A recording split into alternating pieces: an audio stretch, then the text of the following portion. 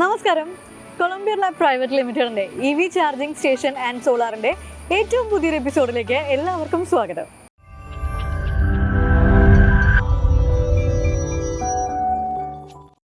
കഴിഞ്ഞ കുറച്ച് എപ്പിസോഡുകൾക്ക് മുമ്പ് നമ്മൾ കുറച്ച് ചോദ്യങ്ങളുമായിട്ട് നിങ്ങളുടെ മുമ്പിൽ വന്നിട്ടുണ്ടായിരുന്നു അല്ലേ? ഒരു സാധാരണക്കാരന് അല്ലെങ്കിൽ സ്റ്റാർട്ടപ്പ് തുടങ്ങാൻ ആഗ്രഹിക്കുന്നവർക്ക് അല്ലെങ്കിൽ ഒരു EV വാഹനം എടുക്കാൻ ആഗ്രഹിക്കുന്നവർക്ക് ഒരു സോളാർ പാനൽ വെക്കാൻ ആശങ്കയുള്ളവർക്ക് എല്ലാം വേണ്ടിയിട്ട് കുറച്ച് ചോദ്യങ്ങൾ, ആ ചോദ്യങ്ങളുടെ മറുപടികളുമായിട്ട് നമ്മൾ വേഗം എത്തുമെന്നും പറഞ്ഞിരുന്നു. ആ ചോദ്യങ്ങൾക്ക് എല്ലാം ഉള്ള മറുപടികളുമായിട്ടാണ് ഞാൻ ഇന്ന് എത്തിയിരിക്കുന്നത്.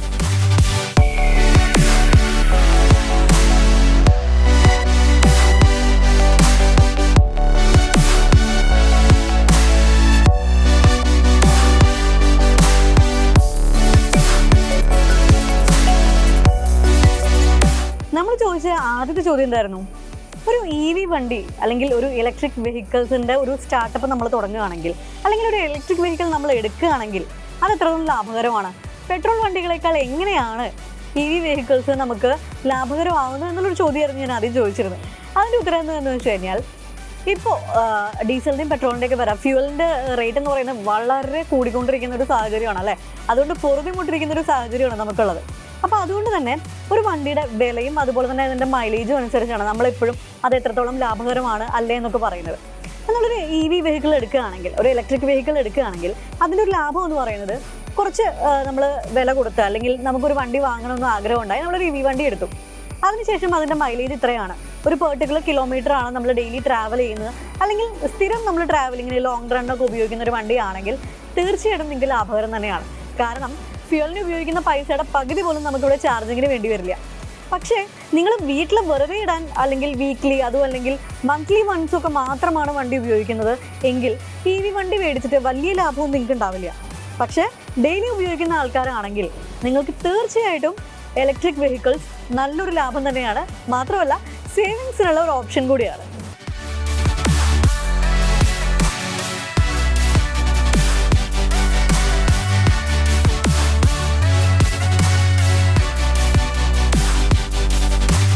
രണ്ടാമത്തെ ചോദ്യം ഇതായിരുന്നു, സോളാർ എന്ന് പറയുന്നത് സാധാരണക്കാർക്ക് താങ്ങാൻ പറ്റുന്ന ഒരു കാര്യമാണോ എന്നുള്ളതാണ്.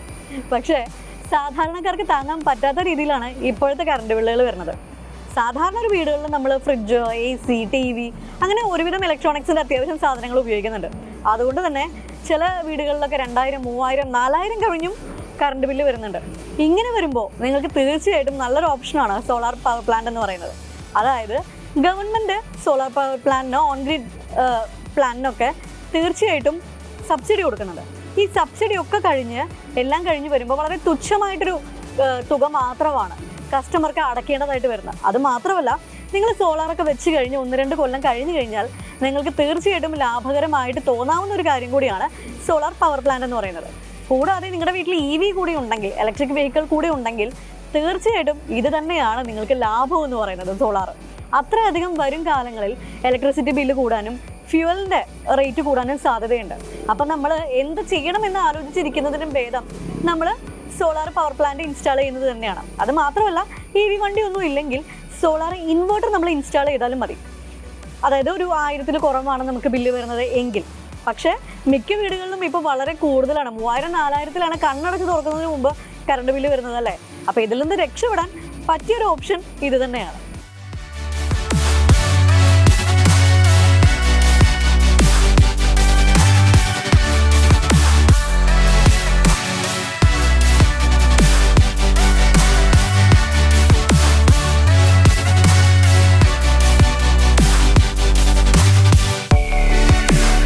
വേറൊരു ചോദ്യം നിങ്ങൾക്ക് മുമ്പിൽ തന്നത് എന്തായിരുന്നു? സോളാറൊക്കെ ഇൻസ്റ്റാൾ ചെയ്ത ശേഷം കൊളംബിയ ലാബ് പ്രൈവറ്റ് ലിമിറ്റഡിൻ്റെ ജോലി കഴിഞ്ഞ് നിങ്ങൾ പോയി കഴിഞ്ഞാൽ പിന്നെ എന്തെങ്കിലും പ്രശ്നം വന്നാൽ നമ്മൾ ആരെ കോൺടാക്ട് ചെയ്യുമെന്നുള്ളതാണ്. അത് തീർച്ചയായിട്ടും വരേണ്ട ഒരു ക്വസ്റ്റൻ തന്നെയാണ്. സാധാരണ നമുക്ക് ഏത് സർവീസും ആയിക്കോട്ടെ പ്രൊവൈഡ് ചെയ്ത് കഴിഞ്ഞ് നാളെ ആ കമ്പനി അടച്ചുപൂട്ടി കഴിഞ്ഞാൽ എന്ത് ചെയ്യും എന്നുള്ളൊരു ചോദ്യം അല്ലെങ്കിൽ ഒരു ആശങ്ക അല്ലെങ്കിൽ അങ്ങനെ പെട്ടുപോയ ആൾക്കാരും ഇഷ്ടംപോലെ ഉണ്ടായിരിക്കാം. പക്ഷേ നമ്മുടെ സർവീസുകൾ എന്ന് പറയുന്നത് നമ്മൾ ഡയറക്റ്റ് മാനുഫാക്ചേഴ്സുമായിട്ടാണ് നമ്മൾ ഇടപാടുകൾ നടത്തുന്നത്. അതുകൊണ്ട് തന്നെ നാളെ ഒരിക്കൽ നമ്മൾ സർവീസ് നടത്തുന്നില്ലെങ്കിലും അല്ലെങ്കിൽ നമ്മളെ കോൺടാക്ട് ചെയ്തിട്ട് നിങ്ങൾക്ക് കിട്ടിയില്ലെങ്കിലും ഡയറക്റ്റ് മാനുഫാക്ചേഴ്സുമായിട്ട് തന്നെ നിങ്ങൾക്ക് കോൺടാക്ട് ചെയ്യാം. അതായത് മാനുഫാക്ചേഴ്സിൻ്റെ സൈറ്റിൽ കൃത്യമായിട്ട് നമ്മൾ വരുമ്പോൾ നമ്മളതിൻ്റെ ഗ്യാരണ്ടി, വാറണ്ടി കാർഡ്സും അതുപോലെ തന്നെ റൂൾസ് ആൻഡ് റെഗുലേഷൻസും എല്ലാം നിങ്ങളുമായിട്ട് നമ്മൾ പങ്കുവയ്ക്കുന്നതാണ്. അതുകൊണ്ട് തന്നെ ഒരു സോളാർ പവർ പ്ലാന്റ് ഒക്കെ ഇൻസ്റ്റാൾ ചെയ്ത് കഴിഞ്ഞ് നമ്മൾ പോയി കഴിഞ്ഞാൽ നിങ്ങൾക്ക് ഡയറക്റ്റ് മാനുഫാക്ചേഴ്സിൻ്റെ സൈറ്റിൽ പോർട്ടലിൽ കയറി കസ്റ്റമർ കെയറിൽ കയറി നിങ്ങൾക്ക് കംപ്ലയിൻറ്റ് രജിസ്റ്റർ ചെയ്യാം. അതുമല്ലെങ്കിൽ അവരുടെ ആൾക്കാർ തന്നെ വന്നു കഴിഞ്ഞിട്ട് നിങ്ങൾക്ക് സർവീസ് നടത്തി തരും. അതുകൊണ്ട് തന്നെ മീഡിയേറ്ററായിട്ട് ഇൻസ്റ്റലേഷൻ കഴിഞ്ഞ് മീഡിയേറ്ററായിട്ട് കൊളംബിയ ലാബ് പ്രൈവറ്റ് ലിമിറ്റഡിനെ തന്നെ നിങ്ങൾ ഡിപ്പെൻഡ് ചെയ്യണമെന്ന് യാതൊരുവിധ നിർബന്ധവുമില്ല.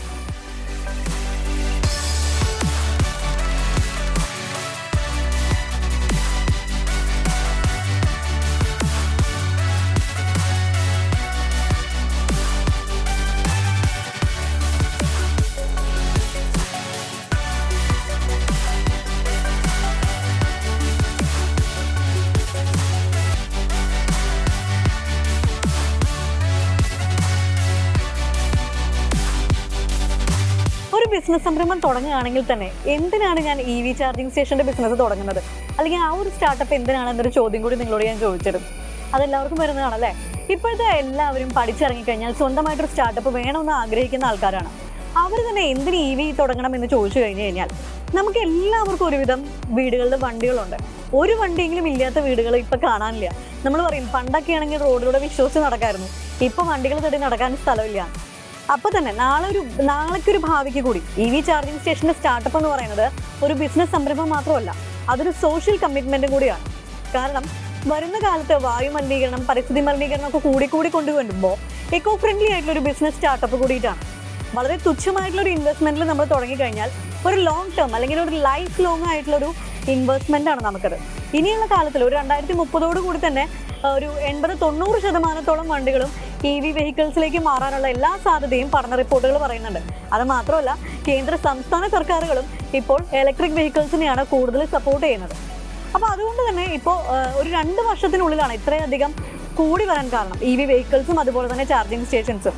കൊളംബിയ ലാബ് പ്രൈവറ്റ് ലിമിറ്റഡ് നിങ്ങൾക്ക് ഉറപ്പാക്കുന്നത് എന്താണെന്ന് വെച്ച് കഴിഞ്ഞാൽ തുച്ഛമായിട്ടുള്ള ഒരു ഇൻവെസ്റ്റ്മെൻറ്റിലൂടെ നിങ്ങൾക്ക് ലൈഫ് ലോങ് ആയിട്ടുള്ള ഒരു ഇൻവെസ്റ്റ്മെൻറ്റും അതുപോലെ തന്നെ നിങ്ങൾക്കൊരു സേവിങ്സും കൂടിയാണ് EV ചാർജിങ് സ്റ്റേഷൻസ് എന്ന് പറയുന്നത്. ഇപ്പോൾ പ്രവാസികളായിക്കോട്ടെ, മറ്റ് രാജ്യങ്ങളിൽ നിന്ന് മറ്റ് സംസ്ഥാനങ്ങളിൽ നിന്നെല്ലാം ഒരു റിട്ടയർമെൻറ്റ് ലൈഫ് അല്ലെങ്കിൽ നമ്മുടെ നാട്ടിൽ തന്നെ എന്തെങ്കിലും ബിസിനസ് സംരംഭം തുടങ്ങാം എന്ന് ആഗ്രഹിക്കുന്നവർക്കുള്ള ബെറ്റർ ഓപ്ഷനാണ്. കാരണം അത്രയധികം ഇലക്ട്രിക് വെഹിക്കിൾസാണ് ഇനിയുള്ള കാലഘട്ടത്തിൽ വരാൻ പോകുന്നത്. അങ്ങനെ വരുമ്പോൾ ഏതൊക്കെ ഗൂഗിൾ മാപ്പൊക്കെ നോക്കിക്കഴിഞ്ഞാൽ എവിടെയൊക്കെയാണ് സ്റ്റേഷൻസ് എന്ന് ആൾക്കാർ എന്തായാലും അന്വേഷിച്ച് വരും. അതിൽ നിങ്ങളുടെ സ്റ്റേഷൻസും ഉണ്ടെങ്കിൽ അത് നിങ്ങൾക്ക് ലൈഫ് ലോങ് ആയിട്ടുള്ള ഒരു ഇൻവെസ്റ്റ്മെൻറ്റ് തന്നെയാണ്.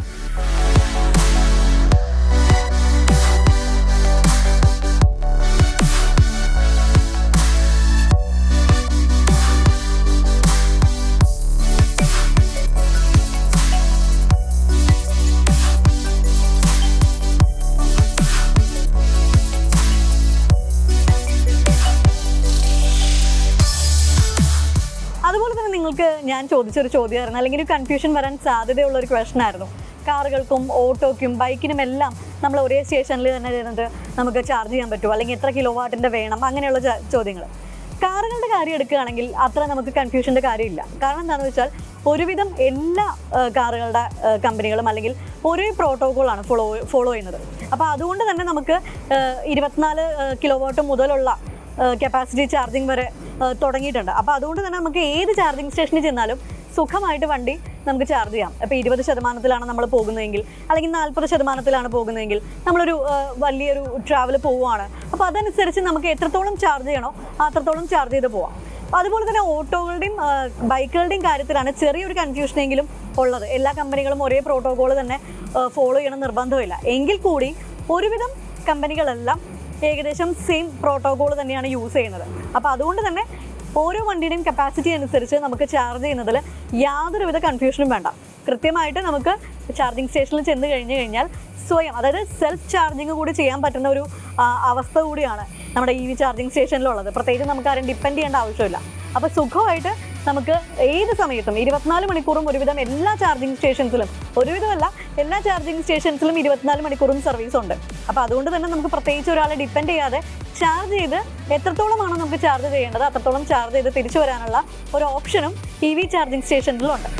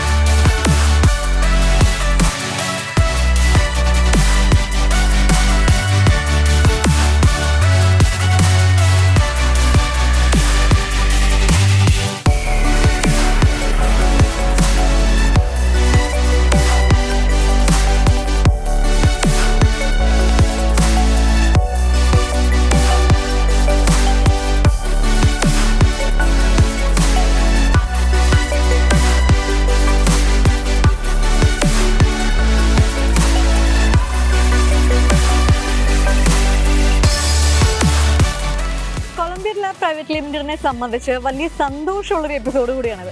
കാരണം എന്താണെന്ന് ചോദിച്ചു കഴിഞ്ഞാൽ നമ്മുടെ 25ാമത്തെ കംപ്ലീറ്റഡ് ഇൻസ്റ്റലേഷൻ നടന്നു കഴിഞ്ഞു. അതെവിടെയാണെന്ന് അറിയാമോ? കൊച്ചി ഇൻ്റർനാഷണൽ എയർപോർട്ടിൽ.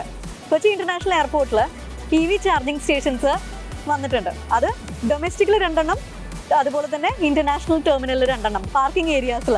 അപ്പോൾ ഈ 2 ടെർമിനലിലും കൂടി 4 EV ചാർജിങ് സ്റ്റേഷൻസ് ആണ് പുതിയതായിട്ട് വന്നിട്ടുള്ളത്. അപ്പോൾ ഒരേ സമയം 8 വാഹനങ്ങൾക്ക് നമുക്ക് ചാർജ് ചെയ്യാം എല്ലാവർക്കും. അതായത് ഒരു സിംഗിൾ മെഷീൻ എന്ന് പറയുന്നത് ഡബിൾ ഗണിൻ്റെയാണ്. അപ്പോൾ അതുപോലെ 4 മെഷീൻ 8 ഗൺ. അപ്പോൾ 8 CCS2 ഉള്ള ആദ്യത്തെ ഒരു ചാർജിങ് സ്റ്റേഷൻ അല്ലെങ്കിൽ ആദ്യത്തെ ഒരു എയർപോർട്ട് കൂടിയിട്ടാണ് കൊച്ചി ഇൻ്റർനാഷണൽ എയർപോർട്ട് എന്ന് പറയുന്നത്. ടൈറക്സ് എന്ന കമ്പനിയുമായിട്ട് അസോസിയേറ്റ് ചെയ്തിട്ട് കൊളംബിയർ ലാബാണ് എല്ലാ മെഷീൻസും ഇൻസ്റ്റാൾ ചെയ്തിരിക്കുന്നത്. അപ്പോൾ പാർക്കിംഗ് ഏരിയാസിൽ ഒരുപാട് വർഷമായിട്ട് കസ്റ്റമേഴ്സ് എല്ലാവരും കുറച്ച് കഷ്ടപ്പെടുന്ന ഒരു കാര്യമായിരുന്നു. എയർപോർട്ടിൽ വന്നു കഴിഞ്ഞാൽ ചാർജ് ചെയ്യാൻ, അതായത് EV വെഹിക്കിൾസ് ചാർജ് ചെയ്യാൻ ഒരു ഓപ്ഷൻ ഇല്ല എന്നുള്ളത്. അപ്പോൾ അതെന്തായാലും മാറിക്കഴിഞ്ഞിട്ടുണ്ട്. പരിസ്ഥിതി സൗഹാർദ്ദമാക്കുക എന്നുള്ളൊരു ലക്ഷ്യത്തോടു കൂടിയിട്ടാണ് ഇങ്ങനൊരു കാര്യം ചെയ്തിട്ടുള്ളത്. നമുക്ക് എല്ലാവർക്കും അറിയുന്ന കാര്യമാണ്, പൂർണ്ണമായിട്ടും സോളാർ എനർജിയിൽ പ്രവർത്തിക്കുന്ന ആദ്യത്തെ എയർപോർട്ടാണ് കൊച്ചി ഇൻ്റർനാഷണൽ എയർപോർട്ട് എന്ന് പറയുന്നത്. പുറകിട്ട് ടെക്നോളജി വൈസ് ആണെങ്കിലും എല്ലാ പുതുമകളെയും ഏറ്റവും കൂടുതൽ സ്വാഗതാർഹമായിട്ട് തന്നെ വരവേൽക്കുന്ന ഒരു എയർപോർട്ട് കൂടിയാണ് സിയാൽ എന്ന് പറയുന്നത്. അപ്പോൾ സിയാലിൽ ഒരു ഇൻസ്റ്റലേഷൻ കംപ്ലീറ്റ് ചെയ്യാൻ പറ്റിയത് കൊളംബിയർ ലാബിനെ സംബന്ധിച്ച് ഭയങ്കര സന്തോഷമുള്ളൊരു കാര്യം തന്നെയാണ്. 4 മെഷീൻസാണ് 60 kW DC ഫാസ്റ്റ് ചാർജേഴ്സാണ് നമ്മളവിടെ ഇൻസ്റ്റാൾ ചെയ്തിരിക്കുന്നത്. അപ്പോൾ അതിൻ്റെ കൂടുതൽ വിശേഷങ്ങളും കാര്യങ്ങളൊക്കെ തന്നെ നമുക്ക് കണ്ടു തിരിച്ചു വരാം.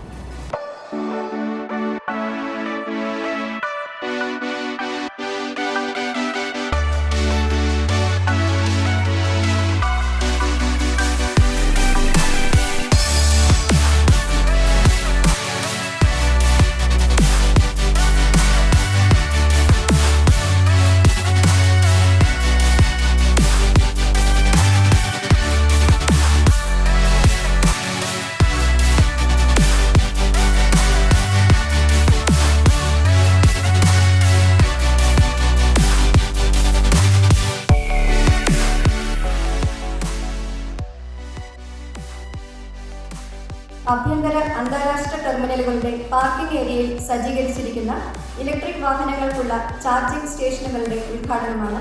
ഒരേ സമയം 4 വാഹനങ്ങൾ കുറഞ്ഞ സമയത്തിൽ ചാർജ് ചെയ്യാൻ സാധിക്കുന്ന ഈ സംവിധാനത്തിന്റെ ഉദ്ഘാടനം സ്വിച്ച് ഓൺ ചെയ്ത് നിർവഹിക്കുന്നതിനായി ബഹുമാനപ്പെട്ട MP ശ്രീ ബെന്നി ബെഹന്നാൻ അവരെ സാദരം ക്ഷണിക്കുന്നു.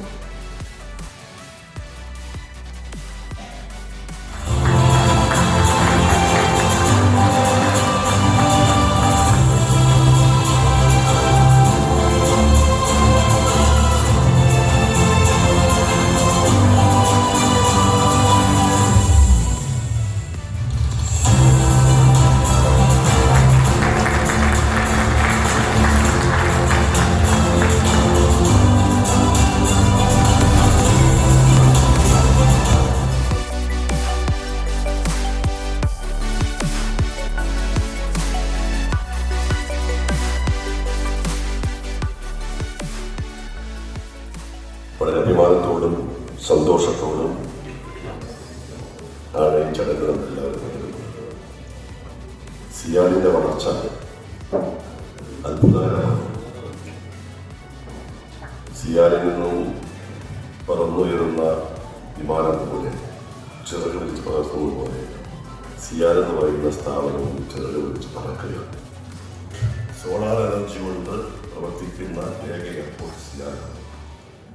ആ സോളാർ എനർജി പവർ ഗ്രിഡിലേക്ക് നമ്മൾ സംഭാവന നൽകുന്നതാണ്. അത്രമാത്രം ഞാൻ ഏറ്റെടുക്കുന്ന ഏത് പദ്ധതിയും അതിൻ്റെ പൂർണ്ണതയെത്തിക്കാൻ കഴിയുന്ന സ്ഥാപനമാണ് സിയാൽ. ഏതായാലും ഇവിടെ ഒരേ സമയത്ത് 4 വെഹിക്കിൾസിന് ചാർജ് ചെയ്യാൻ കഴിയുന്ന സമയം ഒരുക്കിയിട്ടുണ്ട്. അതിന് ആ ഒരു ചാർജിങ് ഇലക്ട്രിക് സ്റ്റേഷൻ ഞാൻ ഉദ്ഘാടനം ചെയ്ത് അറിയിക്കുന്നു. ഇനിയും വളർച്ചയുണ്ടാകട്ടെ. ലോകത്തിലെ തന്നെ ഏറ്റവും വലിയ ഹബ്ബായി നമ്മുടെ കൊച്ചി സിയാൽ മാറണം. അതിനുവേണ്ടിയുള്ള പ്രവർത്തനത്തിൽ നമുക്കെല്ലാവർക്കും മുന്നോട്ട് പോകണം.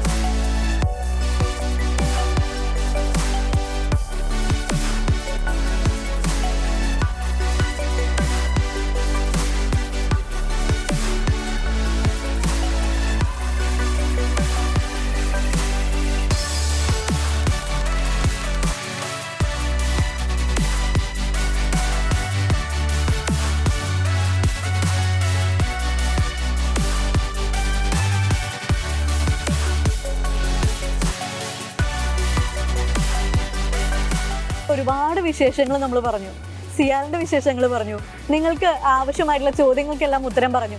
എന്തായാലും കുറച്ച് കാര്യങ്ങളൊക്കെ നിങ്ങൾ മനസ്സിലായി എന്ന് വിചാരിക്കുന്നു. എന്തെങ്കിലും സംശയങ്ങൾ നിങ്ങൾക്കുണ്ടെങ്കിൽ, അല്ലെങ്കിൽ ഒരു സ്റ്റാർട്ടപ്പ് EV ചാർജിങ് സ്റ്റേഷൻ്റെ സ്റ്റാർട്ടപ്പ് തുടങ്ങാൻ, അല്ലെങ്കിൽ സോളാർ വെക്കാൻ നിങ്ങൾക്ക് എങ്ങനെ കോൺടാക്ട് ചെയ്യണമെന്ന സംശയങ്ങളൊക്കെ ഉണ്ടെങ്കിൽ തീർച്ചയായിട്ടും ഞങ്ങളെ കോൺടാക്ട് ചെയ്യാം. ഞങ്ങളുടെ കൂടുതൽ ഡീറ്റെയിൽസും കാര്യങ്ങളും ഡിസ്ക്രിപ്ഷനിൽ കൊടുത്തിട്ടുണ്ട്. ഏത് സമയവും നിങ്ങൾക്ക് കോൺടാക്ട് ചെയ്ത് കഴിഞ്ഞാൽ കൃത്യമായിട്ടുള്ള മാർഗ്ഗനിർദ്ദേശങ്ങളും സഹായങ്ങളുമായിട്ട് കൊളംബിയ ലാബ് പ്രൈവറ്റ് ലിമിറ്റഡ് എപ്പോഴും ഉണ്ടാകും.